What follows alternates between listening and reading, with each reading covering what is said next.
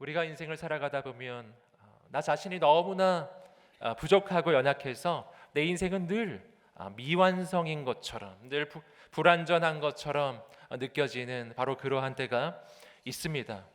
내가 애쓰고 힘써 보았지만 그러나 내 힘으로는 도저히 나의 인생을 완성시킬 수는 없을 것만 같은 바로 그러한 때, 그럴 때 우리가 어떻게 해야 하는가 하는 것입니다. 오늘 이 창세기의 말씀은 바로 그때 우리를 향하여 나의 창조주 하나님을 바라보라고 이야기합니다. 오늘 말씀은 하나님께서 바로 우리를 향한 가장 크고 놀라운 계획을 가지시고 우리를 가장 온전하고 가장 완전하게 지어주셨을 뿐만 아니라 우리의 인생을 위하여, 우리의 미래를 위하여 가장 놀랍게 준비하시는 분, 바로 그분이 하나님이시라고 이야기합니다. 여러분, 오늘 우리는 본문의 말씀을 통해서 창조의 둘째 날과 다섯째 날 이야기를 함께 나누고자 합니다. 여러분, 오늘 이 말씀이 선포될 때 언제나 미완성인 것처럼 불완전하게만 느껴졌던 우리의 모든 삶과 인생이 과연 어떻게 새로운 하나님의 창조의 역사, 새로운 완성의 그 역사를 경험할 수 있게 되는지 함께 하나님의 교훈을 살펴보고자 합니다. 오늘 저는 여러분과 함께 크게 두 가지의 영적인 교훈을 나누고자 합니다. 첫 번째는 나를 위해 준비하시는 하나님을 신뢰하십시오. 우리 함께 고백해 보겠습니다. 시작. 나를 위해 준비하시는 하나님을 신뢰하십시오. 아멘. 자, 오늘 말씀은 물로 뒤덮여 있었던 지구의 모습에서 시작됩니다. 이 지구는 언제 지어졌겠습니까? 창세기 1장 1절과 2절의 말씀 가운데 우리는 하나님의 그 창조 가운데 이 원래의 지구, 처음의 그 지구의 모습이 어떻게 창조되었는지를 볼 수가 있습니다. 창세기 1장 1절에서 태초에 하나님이 하늘과 땅을 창조하셨다고 할 때 바로 그 땅이 바로 우리가 발을 딛고 있는 바로 이 지구를 가리키는 것이고요. 그 지구의 모습을 창세기 1장 2절 태초에 처음에 창세기의 1장 1절 2절을 지나 창세기의 첫날 둘째 날을 맞이하는 지구의 모습이 어떠했는지 창세기 1장 2절이 보여주고 있습니다. 함께 읽어보겠습니다. 시작.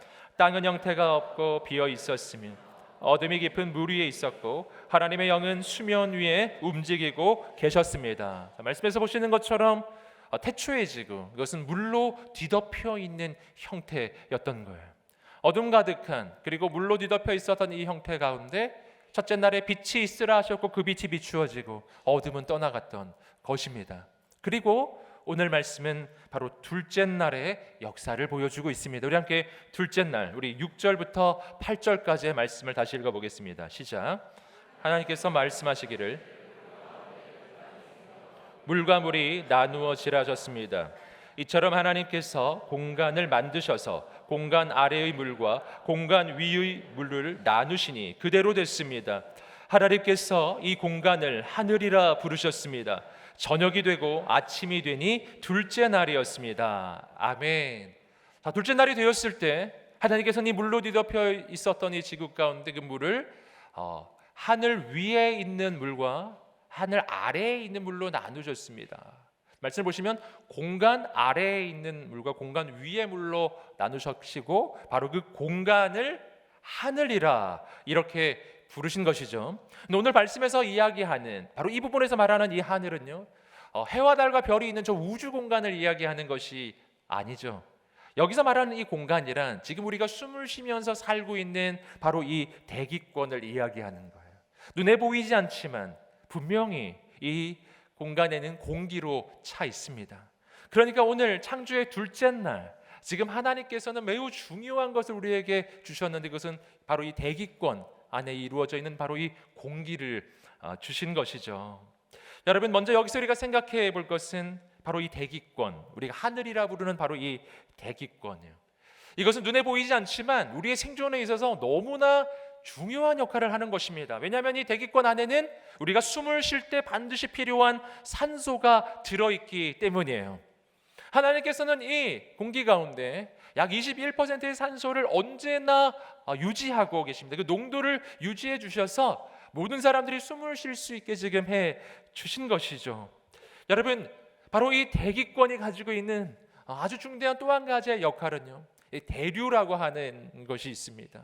뜨거운 공기가 위로 올라가고 또 차가운 공기가 밑으로 내려오는 그런 대류의 현상이에요. 여러분, 그 대류의 현상을 통해서 어떤 일이 일어나냐면 바다에서 뜨거운 그 공기가 이 대류로 올라가면서 물이 증발한 그 수분이 하늘로 올라가 구름이 되고요. 그 구름인 육지로 이동하여 비가 되어 내리고, 그리고 메마른 이 땅 가운데 바로 수분이 공급되고 만물을 살려내는 것입니다. 그렇기 때문에 여러분, 오늘 여기서 우리는 이 대기권이 가지고 있는 정말 중대한 역할들을 보는 것, 이 외에도 너무나 많은 역할들이 있지만 우리에게 호흡하게 하고 또 육지의 수분을 공급하는 바로 이 대기권, 여러분이 대기권이 없이는 우리는 사실은 생존할 수조차 없는 것이죠. 그러니까 둘째 날에 하나님은 우리의 생존에 가장 필요한 것을 지금 지어주고 계신 거예요. 또 한 가지 생각해 볼 것은 바로 이 물이라고 하는 것입니다. 오늘 말씀을 보니까 이 물이 하늘 아래에 있는 물과 하늘 위의 물로 나누어지고 있음을 알 수가 있습니다. 이 하늘 아래에 있는 물은 잘 이해가 돼요. 바다를 가리키는 것이죠. 그런데 그 하늘 위에 있는 물이란 무엇일까요? 여러분, 여기서 우리는 창세기가 말하는 이 태초의 하늘은 지금의 하늘과 구조가 조금 달랐다라는 것을 알게 됩니다. 여러분, 지금 우리가 보고 있는 이 대기권은요, 네 개의 층으로 나눠진다고 해요. 바로 대륙권, 성층권, 중간권, 열권이에요. 갑자기 지구과학 시간이 된 것 같죠? 옛날 생각이 나시나요? 옛날 과학 시간에 배우는데 이렇게 네 개의 층으로 나눠져 있다고 해요. 여러분, 그런데 태초의 하늘에는, 태초의 대기권에는 여기에 하나의 층이 더 있었다는 겁니다. 그게 뭐냐면 오늘 말씀이 이야기하고 있는 물로 된 층이에요. 물로 된 층이 지구를 둘러싸고 있었던 것입니다. 여러분, 그렇다면은 이 창세기 둘째 날에 만들어졌던 이 물의 층은 어떤 형태였을까? 여러분, 저 하늘의 물층을 이루고 있었던 그 물은요, 우리가 지금 저 하늘에 보고 있는 구름과는 다른 것이었을 거예요. 여러분, 구름은 지금 저 하늘에 지금 떠 있습니다. 여러분, 그러나 그 구름은요, 기체가 아니에요. 그건 액체예요. 아주 작은 물방울의 형태로 이루어진 바로 그런 수분이 그 구름의 형태로 지금 존재하고 있는 것이죠. 만약 하나님이 만드신 이 물의 층이요, 만약 구름처럼 떠 있었다고 하면 태초의 하늘은 온 하늘이 구름이었지 않겠어요? 여러분, 그러면은 해와 달과 별이 보이지 않잖아요. 그러니까 저런 형태는 아닌 거예요. 그럼 어떤 형태였는가? 태초의 하늘에 있는 물의 층의 그 물은요, 그 물이 기화된 형태였을 것입니다. 물이 기화된 형태. 여러분, 이건 뭔가? 이건 사실은 굉장히 쉬운 것입니다. 여러분, 무더운 여름날에 아주 습도가 높을 때 기억나시나요? 그때 공기 중에는요, 습기가 굉장히 많은 거예요. 그러나 그 습기들이 모두 다 기화되어 있기 때문에 우리가 무언가를 보는데 문제가 없죠. 빛이 다 통과를 해요. 물이 기화된 형태예요. 바로 그런 형태로, 그런 형태의 물의 층이 지구 전체를 둘러싸고 있는 것이 바로 하늘 태초의 대기권이었던 거예요. 여러분, 그렇다면 왜 이러한 물의 층이 존재했는가? 그것을 통해서 하나님께서 우리에게 해주신 일이 두 가지가 있습니다. 이것은 두 가지의 역할을 하는데, 그것은 바로 우리 인간이 이 땅에 살 수 있는, 이 지구상에 살 수 있는 최적의 공간, 최적의 이 배경을 바로 이 물의 층이 만들어 주었던 것이라는 말이죠. 먼저 첫 번째로는요, 이 물의 층은 우주로부터 들어오는 인간에게 해로운 모든 그 방사선들을 막아주는 역할을 했을 것입니다.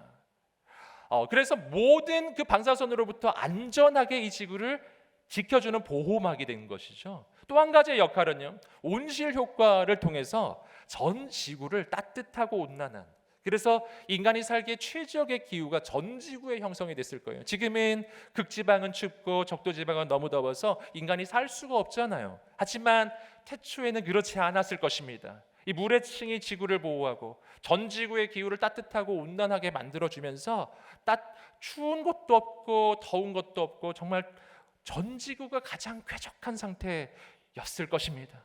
인간이 살 수 있는 가장 최적의 공간으로 이 지구를 만들어 주었던 것이죠.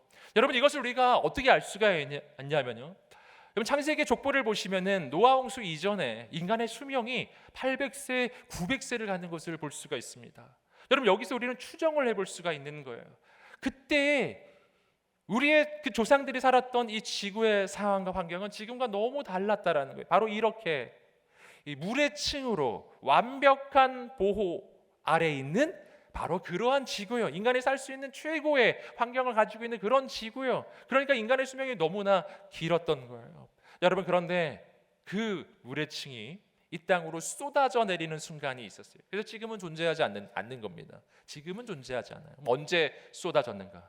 노아 홍수 때였어요.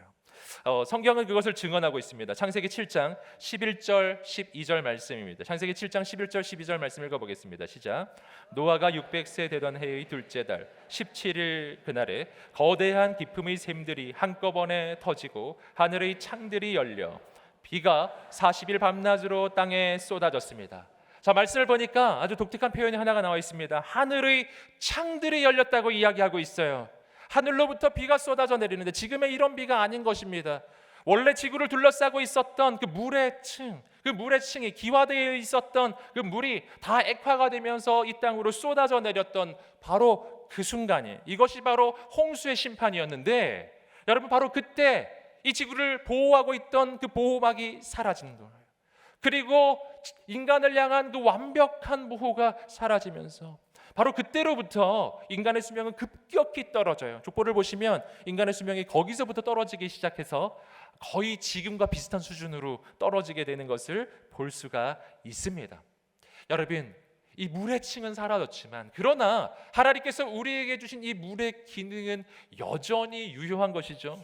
우리는 여전히 물이 없으면 살 수가 없어요. 하나님은 우리에게 이 물을 주시고 하늘에서 비를 내려주시고 그래서 이 물을 통해서 우리가 살게 해 주시는 것입니다. 여러분, 둘째 날 하나님께서는 우리에게 대기권, 이 공기와 그리고 물을 주시는 바로 그날이었어요. 여러분, 이 장면에서 우리는 하나님이 우리에게 어떤 분이신지를 알게 되는 것입니다. 하나님은 우리를 위하여 준비하시는 하나님이십니다. 여러분, 물과의 대기권이라는 것, 물과의 공기라는 것이 사실은요, 하나님에게 필요한 것이 아니잖아요. 하나님은 물이 필요 없어요. 하나님은 산소가 필요 없습니다. 여러분, 그런데 그분이 이것을 왜 만드셨을까요? 우리를 위해 만드신 것입니다. 우리를 위해. 왜냐하면 우리가 필요하기 때문이에요. 여러분, 이런 면에서 우리의 지구를 보시면 이 지구는 너무나 독특하게 지어진 이 행성이라는 것을 알 수가 있어요. 여러분, 지구처럼 이렇게 물로 뒤덮여 있고 지구처럼 이렇게 인간이 숨을 쉴 수 있는 산소가 풍부한 바로 그러한 행성은요, 지금도 과학자들이 온 우주를 찾고 있지만 찾아내지 못하고 있습니다. 너무나 독특하게, 너무나 유일하게 인간이 살기에 가장 최적화된 그런 조건과 그런 환경으로 하나님이 이 지구를 지어 주신 것입니다. 여러분, 바로 여기서 저는 이 하나님의 마음을 발견해요. 여러분, 우리가 꼭 기억해야 되는 것은 뭐냐면 이렇게 공기가 만들어지고 이렇게 물이 공급되는 바로 이 둘째 날이에요. 그때 인간이 존재하지 않고 있었다는 것입니다. 인간은 6일째 되는 날 창조됩니다. 둘째 날에는 아직 없었던 거예요. 여러분, 아직 없는 존재를 위해서 하나님은 공기를 준비하시고 물을 준비하시고 모든 만물을 지금 창조하고 계신 것이었습니다. 여러분, 그때 하나님의 마음은 어땠을까요? 여러분, 하나님은 공기를 만드시면서 이런 생각을 하셨을 거예요. 아, 이 공기로 우리 아담이 숨을 잘 쉬겠지, 이렇게요. 물을 만드시면서 우리 아담이 이 물을 마시겠지. 여러분, 하나님의 마음이에요. 저는 이 장면을 묵상할 때 이런 것이 떠올랐는데요. 신혼부부가 아이가 태어날 날이 지금 다가오고 있어요. 해산날이 다가오고 있어요. 여러분, 그러면 이 신혼부부가 어떻게 하나요? 태어날 아기를 위해서 방을 준비하고 그리고 이불을 준비하고 그리고 옷을 준비하고 기저귀를 준비하고 이 아이에게 필요한 장난감도 준비하고 먹을 것도 준비하고 이 모든 것을 준비하지 않습니까? 여러분, 그것을 준비할 때 부모님의 마음이 어떠할까요? 얼마나 기쁠까요? 우리 아기가 태어나면 여기서 얼마나 즐겁게, 얼마나 안전하게 지낼까? 얼마나 좋아할까? 그 생각을 하면서 하나하나를 준비해 가시는 겁니다. 여러분, 하나님께서는 6일 동안 모든 만물을 만드시고 마지막 순간에 인간을 지으셨어요. 여러분, 하나님은 왜 인간을 마지막 순간에 지으셨을까요? 왜냐하면 인간을 만들기 전에 지으시는 모든 우주 만물이 바로 인간을 위해 준비하신 하나님의 선물이었기 때문입니다. 모든 것을 지으시면서 하나님은 생각하셨을 거예요. 이것을 지으면 나의 아들 나의 딸들이 얼마나 기뻐할까. 여러분, 넷째 날에 하나님은 저 하늘의 해와 달과 별을 만드셨습니다. 저는 그 별을 지으시면서 하나님이 우리를 생각하셨을 거라고 믿습니다. 그 별을 지으시면서 먼 날에 나의 사랑하는 나의 아들과 나의 딸이 이 별을 바라보겠지. 그때 얼마나 기뻐할까, 얼마나 좋아할까. 우리 자녀들이 이 별을 볼 때 이 별이 얼마나 아름다울까. 밤하늘의 별들이 아름답죠? 할렐루야. 아름답지 않으시나요? 좀 안 보이긴 하죠. 하지만 정말 맑은 시골에 가면 얼마나 아름다운 별들이 많은지. 여러분, 저는 이 하나님의 이 창조의 역사를 바라보면서 이 찬양이 생각이 났어요. 제가 좋아하는 축복송인데 이런 축복송입니다. 이 시간 너의 마음속에 하나님 사랑이 가득하기를. 진심으로 기도, 이렇게 시작되는데요. 이제 한번 이 찬양을 함께 한번 나누었으면 좋겠습니다.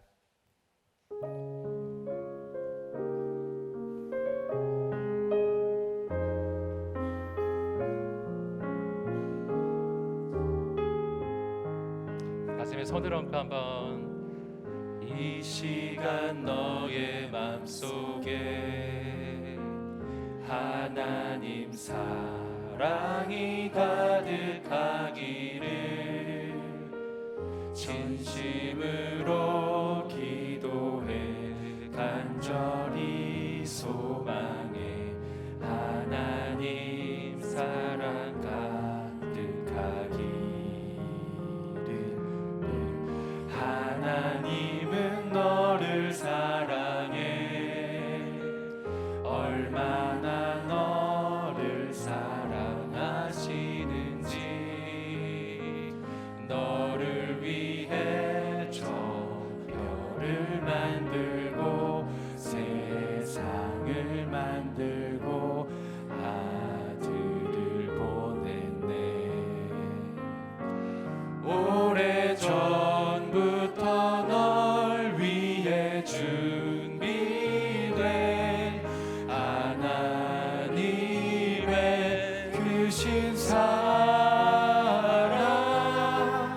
너의 가는 길 주의 사랑 가득하기를 축복해. 사랑하는 여러분, 하나님은 여러분을 사랑하십니다. 그 사랑은 아주 오래전부터 시작된 거예요. 내가 이 땅에 존재하기도 전에, 이 땅에 있기도 전에 영원전에 하나님은 여러분을 선택하셨습니다. 영원전부터 하나님은 여러분을 기대하셨어요. 언제 나의 아들 나의 딸이 이 땅에 태어나게 될까? 나의 아들 나의 딸을 위해서 저 하늘의 별을 만들고 저 하늘의 해를 만들고 달을 만들고 그리고 물을 준비하시고 공기를 준비하시고. 사랑하는 여러분, 하나님은 여러분을 사랑하십니다. 모든 만물이 바로 이것을 우리에게 이야기해 주고 있는 것입니다. 여러분, 아침에 일어나서 숨을 쉴 때 숨이 쉬어지나요? 숨 쉬어지시죠? 숨이 쉬어지시거든. 여러분, 이걸 기억하세요. 내 숨이 쉬어질 때마다 하나님 나에게 말씀해 주고 계세요. 사랑하는 아들아, 사랑하는 딸아, 내가 널 위해 산소를 준비했단다. 숨을 쉬어라. 네. 할렐루야. 물을 마실 때마다 이걸 기억하셔야 돼요. 사랑하는 아들아, 사랑하는 딸아, 이 물은 널 위해 준비한 거야. 할렐루야. 여러분, 사랑하는 여러분, 하나님은 우리를 위해 준비하시는 분이십니다. 내가 그분을 알지도 못할 때, 그분을 생각하지도 못했을 때, 내가 아직은 그분을 기억하지도 못하는 바로 그때, 이 땅에 존재하지도 않을 때도 하나님은 나를 생각하셨습니다. 하나님은 나를 기억하셨습니다. 하나님은 나를 위해 준비하십니다. 그러니 내 삶이 아무리 불완전하고 내 삶이 아무리 연약하게 느껴져도 낭망치 않으시기를 주님의 이름으로 축복합니다. 주님이 행하실 것입니다. 준비하실 거예요. 그분만 신뢰하는 여러분 되시기를 주님의 이름으로 축복합니다. 두 번째입니다. 두 번째는 나를 지으신 창조주 하나님을 의지하십시오. 우리 함께 고백해 보겠습니다. 시작. 나를 지으신 창조주 하나님을 의지하십시오. 우리 20절부터 23절까지 말씀을 읽어보겠습니다. 시작. 하나님께서 말씀하시기를 물에는 생물이 번성하고 새들은 땅 위 하늘에서 날아다니라 하셨습니다. 하나님께서 큰 바다 생물들과 물에서 번성하는 온갖 생물들을 그 종류대로, 온갖 날개 달린 새들을 그 종류대로 창조하셨습니다. 하나님께서 보시기에 좋았습니다. 하나님께서 그들에게 복을 주시며 말씀하시기를 새끼를 많이 낳고 번성해 바닷물에 가득 채우라. 새들은 땅에서 번성하라 하셨습니다. 저녁이 되고 아침이 되니 다섯째 날이었습니다. 아멘. 이 다섯째 날에는요, 둘째 날에 만들어졌던 그 바다와 그리고 이 하늘에 그것을 채우는 새들과 그리고 물고기들을 지금 만들어 주시는 장면입니다. 여기서 우리가 발견하는 것은 이 땅에 있는 모든 생물들은 진화되지 않았다라는 것입니다. 진화가 아니라 창조입니다. 성경은 이것을 분명하게 이야기하고 있습니다. 여러분, 진화는 모든 동물들이 하나의 세포에서 시작하여 하등 동물이었다가 점점 진화하면서 분화되고 그리고 점점 고등 동물로 진화되어 갔다라고 그렇게 이야기하는 것이죠. 여러분, 그러나 성경은 분명하게 이야기하는 거예요. 이 땅에 있는 모든 생물들은 하나님께서 처음부터, 오늘 말씀 이야기하듯이 처음부터 종류대로 지금 있는 모습 그대로 처음부터 하나님께서 창조하셨다는 것입니다. 여러분, 이 땅에 있는 모든 만물은 처음부터 있었던 거예요. 여러분, 지금 이 시대는 무신론과 진화론이 지배하는 시대입니다. 그래서 이 땅에 있는 모든 사람들은 어릴 적부터 바로 진화론의 교육을 너무나 오래 받아서 거의 세뇌 수준으로 지금 교육을 받고 있죠. 그래서 진화론을 과학과 동의어라고 많은 사람이 생각합니다. 여러분, 그러나 진화론은 결코 과학과 동의어가 아닙니다. 여러분, 과학적이라는 것은 무엇을 이야기할까요? 여러분, 과학적이라고 이야기하는 것은요, 실험이 가능하고 관찰이 가능하고 실험이 가능하고 검증이 가능한 것, 이걸 과학적이라고 하는 거예요. 여러분, 그러나 진화론이 이야기하는 것은 결코 관찰될 수 없고 실험할 수도 없고 검증할 수도 없습니다.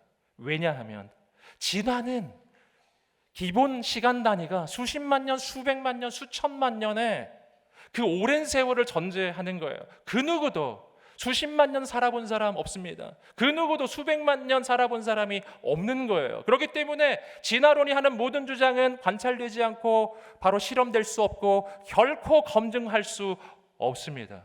그것은 인간의 추론이에요. 여러분, 그래서 우리는 진화론을 진화의 법칙이라 하지 않는 겁니다. 진화론이에요. 영원히 론일 것입니다. 여러분, 창조론도 과학적으로 증명하기가 어려워요. 하지만 진화론도 과학적으로 결코 증명이 완벽히 될 수가 없는 것입니다. 여러분, 사실은 과학적으로 정말 우리가 상식적으로 나의 모든 편견과 선입견을 다 내려놓고요, 이 땅에 있는 모든 만물을 바라보고 생명을 바라보면요, 진화론이 가지고 있는 문제가 훨씬 더 커요. 훨씬 더 큰 것입니다. 여러분, 진화론이란 기본적으로 이전에 불완전한 상태를 전제해요. 불완전했던 것이 진화를 통해서 완전으로 나아가는 거예요. 하등했던 것이 진화를 통해서 고등한 것으로 나아간다라는 것이죠.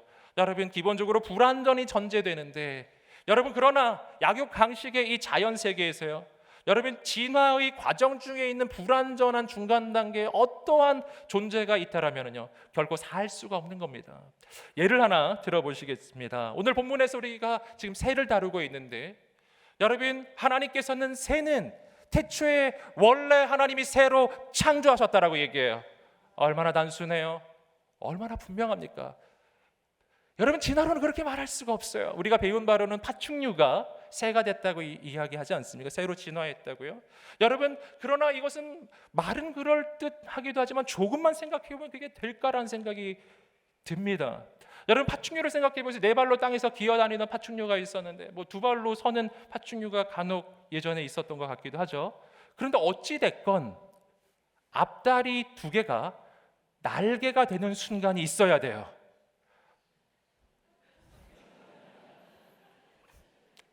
여러분, 한번 생각을 해보세요. 분명히 어제까지 정말 분명히 우리 첫째도 앞다리가 두 다리였고 둘째도 셋째를 낳는데 날개가 나올까요? 그런 일이 일어날 수 있을까요? 나는 앞다리였는데 내 아들은 두 날개. 여러분, 이것은 도무지 상상조차 안 되죠? 여러분, 그렇기 때문에 실은 중간 단계라는 것이 필요한 것이죠. 중간 단계. 이 앞다리가 날개로 바뀌어가는 이 중간 단계가 필요한데, 여러분, 이것이 얼마나 허구적인가 한 번만 생각해 보면 알 수가 있어요. 여러분, 앞다리가 날개로 이 진화돼가는 중간 단계가 있었다고 생각해 보세요. 어느 날 새끼를 낳았는데 얘가 날개도 아니고 앞다리도 아닌, 분명히 깃털은 있는데 다리가 끼다, 이런 어떤 팔을 설명도 잘 안 되네요. 아무튼 중간 단계의 어떤 존재가 탄생했다고 생각해 보세요. 뭐 그럴 리가 없지만 혹시라도 그랬다고 생각해 보세요. 그러면 이게 무슨 일인지를 설명드립니다. 여러분, 날개도 아닌데 팔도 아닌 것이 중간 단계잖아요. 팔 같기도 하고 날개 같기도 하다라는 것은요, 뭐를 의미하냐면은 날개가 있긴 한데 날 수가 없고, 팔이 있기는 한데 잘 기어다니지는 못해요. 팔의 기능도 잘 안 되고 날개의 기능도 잘 안 되는 매우 불완전한 상태가 중간 단계라는 것인데요. 그 중간 단계에 어떤 생물이 존재했다고 생각해 보세요. 어떤 일이 일어날까요? 여러분, 자연 세계에서 그런 존재는 살 수 없어요. 바로 멸종입니다. 여러분, 진화론이라는 것이 얼마나 허구적인지를 아시겠어요? 너무나 허구적이에요. 말이 안 되는 거예요. 여러분, 저는 몇 년 전에 오른쪽 다리에 그 십자인대 파열이 된 적이 있습니다. 십자인대 파열이 되면 어떻게 되는지 아세요? 못 걸어요. 여러분, 저는 그때 인간이 어떻게 걷게 되는지를 깨달았어요. 인간이 걸으려면 뼈와, 그리고 뼈를 이어주는 인대와, 그리고 다리를 움직이는 근육, 뼈와 근육, 인대가 삼위일체가 되어야 돼요. 하나라도 불완전한 하면 안 돼요. 인대가 파열되잖아요. 못 걸어요. 여러분, 저의 이 무릎은 처음부터 완벽하게 뼈와 근육과 인대가 완벽하게 창조돼 있었어야 하는 것입니다. 진화론에서 이야기하듯이 내 무릎이 만약 진화된 무릎이라고 한다면 이것이 조금이라도 불완전한 때가 있었다는 거잖아요. 인대가 조금이라도 불완전하면 뭐라고 말하죠? 인대 파열이에요. 못 걸어요.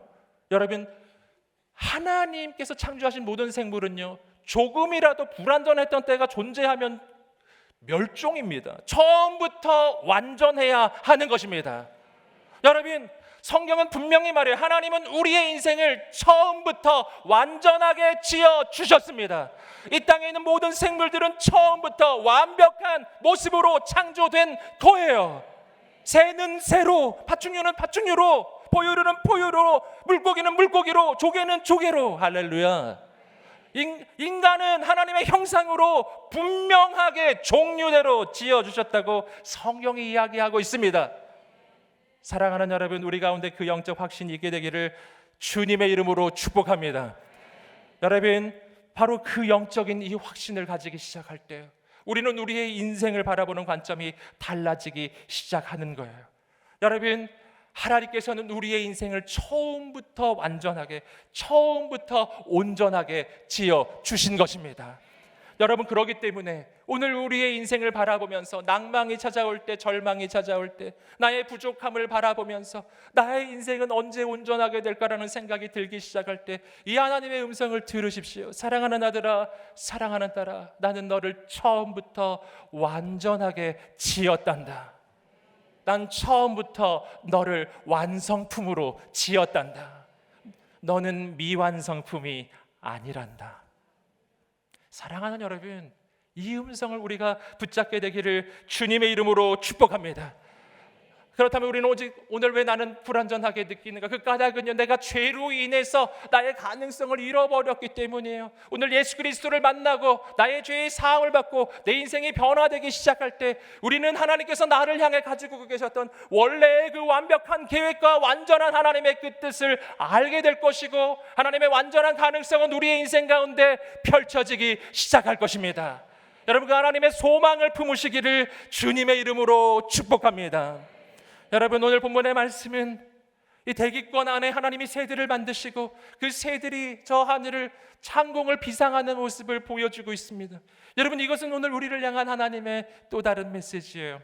이사야 40장 30절과 31절의 말씀은 바로 하나님을 앙망하고 의지하는 사람의 인생을 이렇게 표현합니다. 함께 읽어보겠습니다. 시작. 젊은이라도 지쳐 피곤하고 장정이라도 걸려 비틀거리겠지만 여호와를 바라는 사람들은 새로운 힘을 얻을 것이다. 독수리가 날개를 치면서 솟구치듯 올라갈 것이고 아무리 달려도 지치지 않고 아무리 걸어도 피곤하지 않을 것이다. 아멘. 하나님을 의지하는 사람들은 독수리가 날개치며 올라가듯 비상하게 될 것입니다. 여러분, 이게 뭐를 이야기하는 것입니까? 여러분, 독수리는 어떻게 비행을 하는 것이죠? 독수리는 작은 새들처럼 비행하지 않아요. 독수리는 큰 날개를 펴고 거대한 휘몰아치는 그 기류를 타고 하늘을 향해 비상에 올라가는 것입니다. 기류를 타고 올라가는 거예요. 여러분, 성경은 성령님을 바람이라고 이야기해요. 히브리어로 루아흐는 하나님의 영이시면서 바람이기도 해요. 하나님의 영이 임한다는 것은 바로 하나님의 바람이 부는 것입니다. 여러분, 오늘 성령님이 우리 인생 가운데 임하실 때 하나님의 바람이 우리 인생 가운데 불기 시작할 것입니다. 우리가 하나님을 의지한다라는 것은 바로 하나님을 향해 믿음의 두 날개를 펴고 바로 성령의 그 바람을 타고 하늘을 향해 비상하는 거예요. 그 하나님의 바람을 타고 우리는 문제의 산을 넘을 것입니다. 내 위기, 인생의 위기의 산을 넘어갈 것입니다. 내 힘으로는 넘을 수 없었어요. 하지만 성령의 바람을 타고 날아오르기 시작할 때 우리의 인생은 비상하기 시작할 것입니다. 여러분, 하늘에 나는 새들은 바로 우리에게 그것을 말해주는 거예요. 사랑하는 아들아, 사랑하는 딸아, 너도 성령의 바람을 타고 날아오르거라. 사랑하는 여러분, 오늘 우리가 하나님을 의지하게 되기를 주님의 이름으로 축복합니다. 나를 처음부터 완전하게 지어주신 바로 그 하나님을 바라보십시오. 그 하나님 안에서 용기를 내십시오. 소망을 품으십시오. 나의 창조주 하나님을 바라보십시오. 이 시간 우리가 함께 기도하겠습니다. 기도하며 나갈 때, 하나님, 내가 내 인생을 바라볼 때 언제나 불완전하고 언제나 미완성이라고만 느꼈지만 오늘 내가 하나님을 만나며 내 인생을 완전하게 지어주시며 나를 향한 가장 놀라운 계획을 가지고 태초부터 나를 위해 모든 아름다운 것들을 준비하시는 나의 하나님, 오늘 그 하나님을 만나게 하여 주시옵소서. 오늘 그 하나님 안에서 우리가 용기를 내게 하여 주시옵소서. 일어나게 하여 주시옵소서. 주님만 의지하게 하여 주시옵소서. 하나님 앞에 두 손 들고 주의 한번 외치며 기도하겠습니다. 주여,